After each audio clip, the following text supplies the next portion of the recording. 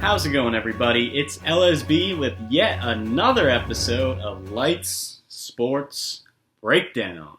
NBA playoffs. We did the Eastern Conference semifinal matchups, and now we're on the Western Conference semifinal matchups for this upcoming series between the four teams in the West. A lot of upsets. We're going to go into that, and let's do exactly that. Go into it.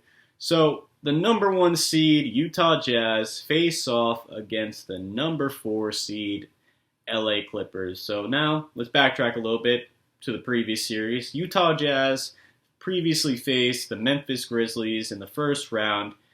The Memphis Grizzlies and Ja Morant shocked the world and got the first game. Went to Utah and took the first game of the series. Obviously, Donovan Mitchell didn't play because the Jazz opted to sit him out after he dealt with an ankle injury. And then he came back in Game 2, and that was the solution they honestly needed. They finished off the Grizzlies in 5 games. Ja Morant played he validated basically that he was the number 1 seed. He played like a future superstar. It was his first playoff series. Obviously, it's not the result he wanted. He got the first game, couldn't finish it off. The Jazz just had too much depth. They had Joe Ingles, Mike Conley, Jordan Clarkson. There's just a lot of good players on the Jazz. They exceeded expectations this year, getting the first seed after a disappointing loss last year to the Nuggets. Mike Conley's 3 didn't go, and they got eliminated last year, but this is a new year for the Jazz. Donovan Mitchell has proven that he is a superstar, and a lot of people comparing him to Dwayne Wade 2.0, and I fully agree with that. He has shown flashes of Dwayne Wade, and I think he's honestly better than when Dwayne Wade was when he was younger, but Dwayne Wade did win in his 3rd year. Donovan is in his 3rd year, so that would be pretty cool if he won in his 3rd year, but we're still in the semifinals. We have to get through the Western Conference Finals and then the finals, so to be determined on that. But also to the opponent of the Jazz in this round, the LA Clippers. Unlike last year, the Clippers almost had to play in a Game 7 against the Dallas Mavericks, but this year they did. The Mavericks came to the Clippers, stole the first 2 games, and the Clippers were able to steal the other 2 games, and then the Mavericks took Game 6. Well, no, they took Game 5, and the Clippers took Game 6 to force a Game 7 back in LA. And Kawhi Leonard and Paul George balled out.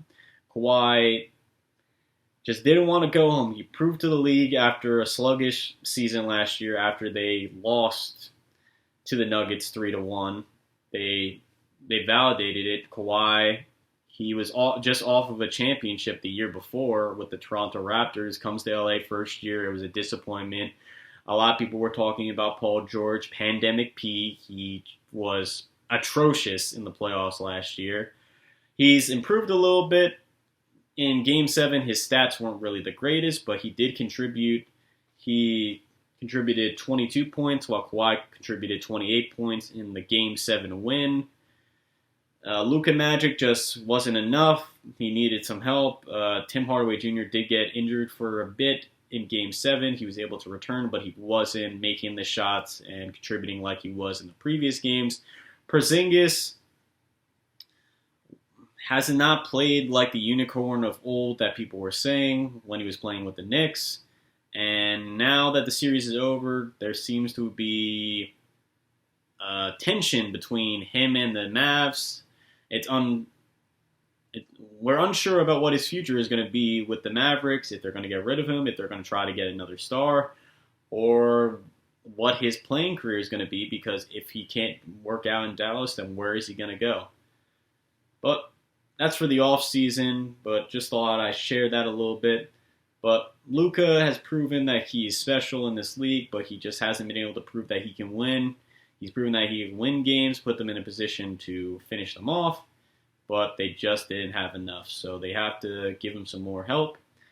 But let's talk about the Clippers. Clippers, obviously, They have Kawhi, Paul George, they have Rondo, they have Nicholas Batum, Reggie Jackson, they have Patrick Beverly, and they also have Luke Kennard and Zubac. Why did I say Zubac? But both teams have really good benches. It's either going to be the duo of Donovan Mitchell and Rudy Gobert, or the duo of Kawhi Leonard and Paul George. It's going to be a fun series. A lot of people are probably thinking it's going to be a cakewalk for the Clippers, but I don't think so. I think this Jazz team is too good. I don't think that it's a fluke that they got the first seed. But with that all in mind, my prediction kind of speaks otherwise. I think this is going to go 7 games, and I think the Clippers are going to be able to win this.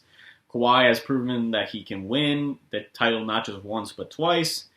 And if Paul George can just contribute just like he did in last series, they're going to be in great position to win and advance to the Western Conference Finals. So I'm going with the Clippers in 7, but I would not be disappointed if the Jazz won either.